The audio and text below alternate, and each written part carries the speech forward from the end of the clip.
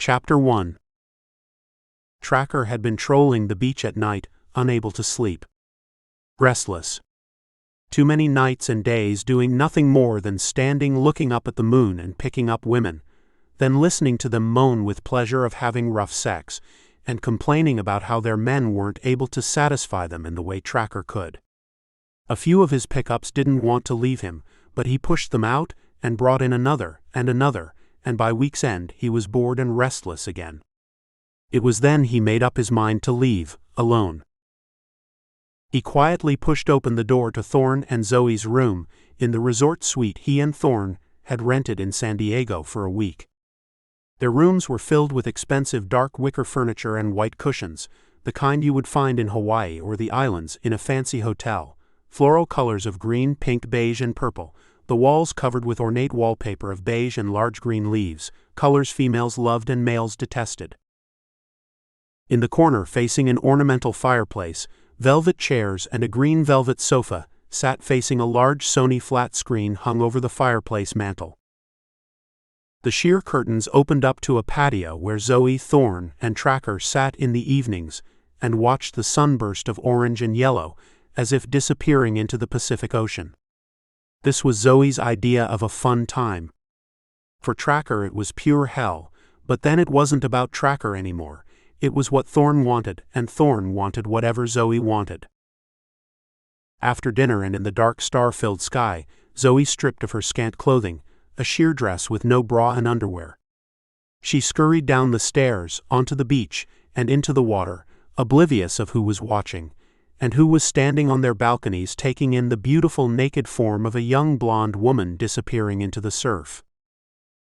Tracker watched her most nights when he wasn't taking a woman on all fours on the floor.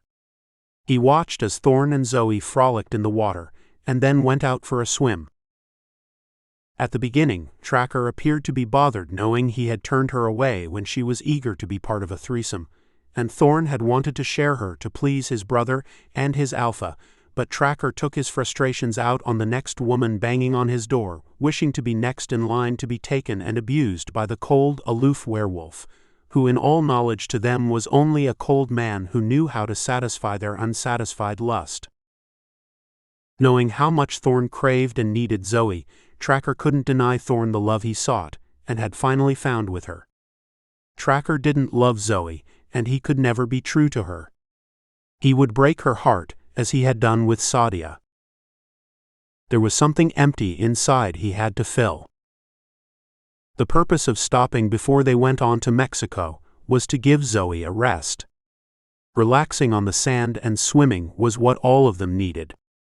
Well, not Tracker. He needed to be on the road in the forest, chasing down animals, and fucking women. The first of the month the moon would be full, and it held sway over him, because he didn't want to control himself. He rejoiced in that wild animal part in him, which the moon brought about. He needed to be on the road riding his Harley. He needed to be on the road riding an assortment of women, to keep from thinking about Sadia or Zoe. A slight early morning breeze blew in from the Pacific, straining the beige sheer curtains, sending them fluttering in the breeze, and forcing the sheet back which covered the two naked bodies as they lay entwined. Zoe's small curvy legs lay over Thorn's, and she had her head resting on his chest, with his large left hand planted between her legs, and the other holding her passionately to him. Tracker took in all of Zoe's exposed nude body, and he gave a low grunt and then another. He thought of their time together. The moan came from deep inside him, but it didn't wake the two who appeared to be sleeping soundly. Tracker's eyes swept over Zoe's body. The sun streamed in, giving her an even golden sheen where the sun had baked her, and she was the color of bronze, a delicious caramel color, and her hair more blonde than usual. It had been the heat of the sun and the cool of the nights that had given her this beautiful, sensational tan. Zoe had never looked so beautiful and so sexy. She turned, facing Tracker, her eyes shut tight, still sleeping, and like a choreographed dance Thorn turned evenly with her. His large cock searching for her buttocks and then finding them, and in his sleep he gave out a soft moan of pleasure. It was as if he was searching for a treasure, and then had found it nestled close by. His hands fell over her and settled on her breasts, and he unconsciously cupped them. Tracker stood watching the two of them together, and longed for Zoe. He felt a desire creep into him and settle inside. That feeling wasn't entirely for her, but for the animalistic desires he had once held for her. The pleasure of seeing her body once more, his thoughts fell to the desire that he received from his length dipping into her soft flesh, into her opening, and how it had entered effortlessly. The pleasure he received from her could only come second to what he felt for Sadia's body. At the time before Sadia, he longed for the feelings he received from Zoe, and how once he was in her, his length vibrated with excitement, and how moist she had been with one touch. Zoe could have been the mate he would want, if he didn't want someone and something else, and Thorn hadn't fallen madly in love with her. He observed Thorn and Zoe for a while as her butt backed up to Thorn, his arm covering her, and both of them sleeping silently, and still unaware that someone was standing there watching them. Zoe was a distraction to Thorn as she had been to him, but more so with Thorn, because he loved her, and he would be blind to anything said about her, so Tracker held his opinions. Tracker thought about warning Thorn not to be too sidetracked and blinded by his love for her. He wanted to warn Thorn that Zoe was a desirable female in the world of men, and he could have many problems with men wanting to steal her or take her from him. But Tracker knew Thorn wouldn't listen, and he didn't want to waste his words, nor did he want to lose the love of his brother. The way their bodies were interlaced, and the way Thorn held Zoe to him with one hand cupping her breasts, and the other hand between her legs, the pad of his finger unconsciously massaging her, no air could come between them, and certainly no brother could either. They were one now. It was a realization that Zoe and Thorn had become more than just bodies to one another, when that was all she had been to him. There never had been a time when she had been an individual, a female, with a face where he could look into it without feeling that she was only someone to serve his needs during the time of the full moon, a faceless body that he could take and have when the time of the moon dictated. It wasn't that way with Sadia. He dreamed of her, and saw her face in everything he did, on every woman he saw walking the beach, on every woman he met and took to bed, in the few days they had been at that resort. Unconsciously, he then realized that he wanted Sadia. He needed her, but she had betrayed him when she chose to conceal her identity and conceal her scent. It became impossible for him to forget her duplicity. Tracker wondered what other things she had kept from him. Did her family know of her ways, and were they in on it? He had heard his father, Lycell, tell of werefemales who possessed unusual abilities to change their face and bodies, and have supernatural powers, but she didn't change her face. He saw the same innocent-looking face he had seen in high school, but because he hadn't thought of her, or seen her since she became of age, he hadn't recognized Sadia in the dim light of the club, and because she appeared different in her dress and behavior, he was unable to distinguish her from that scared young girl who had told all her classmates she was promised to Tracker, the most eligible werewolf shifter in Samsaville. Sadia's body had changed, and she wore tight jeans over her curvy body and a tight shirt over her developed breasts. Because now she was a full-grown werefemale, and she had transformed her looks and dress, he wasn't able to recognize that innocent shy werefemale from his high school days.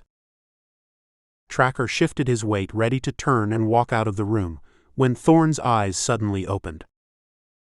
It was something that caused Thorn to feel the presence of another being, standing near his bed watching attentively. Maybe it was the change in temperature, or the wind, or the sunlight. Thorn's eyes focused. He didn't jump or conceal himself or Zoe. There was no point, because Tracker had seen and done more with Zoe than he had ever thought of undertaking. "What are you doing standing there dressed in your leathers?" He didn't wait for Tracker to answer. "I thought we all could go for a swim today, and have dinner tonight with the humans before we leave tomorrow. Zoe would like that." Thorn smiled and wiped his eyes. "Not today." Tracker's voice was unusually quiet. He didn't meet Thorn's eyes, which wasn't typical Tracker. His mind appeared to be concentrating on something else. Something serious. I'm going to leave you two, and go on to Mexico, and rent a villa for us. I think Zoe could use a little more rest, and you don't need me around. Tracker shot Thorn a small closed smile. When Zoe heard her name on Tracker's lips, she smiled in her sleep, and gave a small inhale and exhale, and held on to Thorn's arm. Thorn turned and watched Zoe lying on her back, her breasts uplifted, her nipples hard from the cool breeze blowing in through the patio door. Then she slowly turned to face Thorn and reached for him and draped her arm over his chest. Her buttocks were prominent in Tracker's view. Thorn looked up at Tracker's face. In his eyes he saw remorse, desire, and arousal, and Thorn reached for a sheet and spread it over Zoe's body, covering her from the hungry eyes of Tracker. I think you're right.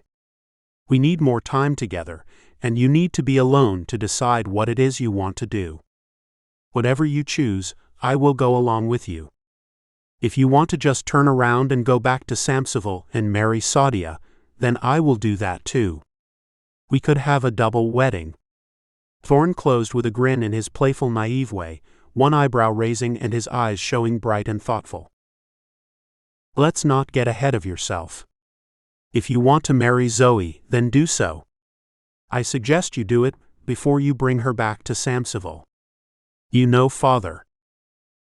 Thorn knew his father only too well, but a wedding would be out of the question, because by now the reports of Beau's death had to be front-page news, and since Zoe went missing at the same time as Beau had been killed by a large wolf, and a shotgun wielded by his uncle to ward off the wolf attack, but who had met the same fate, it would be very risky for both of them if they showed up now to get married legally.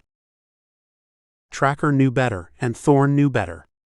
The conversation was just to warn Thorn about their father, and to make him feel he wanted this marriage, and he wasn't jealous of their union. Tracker assumed that was what Thorn meant to do with Zoe, and wanted Tracker's blessing. Marry her, because after all she was human, and had the desires of most women. Thorn, being inexperienced and in love, would try his best to satisfy Zoe, no matter what the cost. Therefore, in a roundabout way, Tracker had sanctioned the marriage, whether legally or according to werewolves' laws, and he would get out of Thorn's way, whereby they could solidify their mating ritual.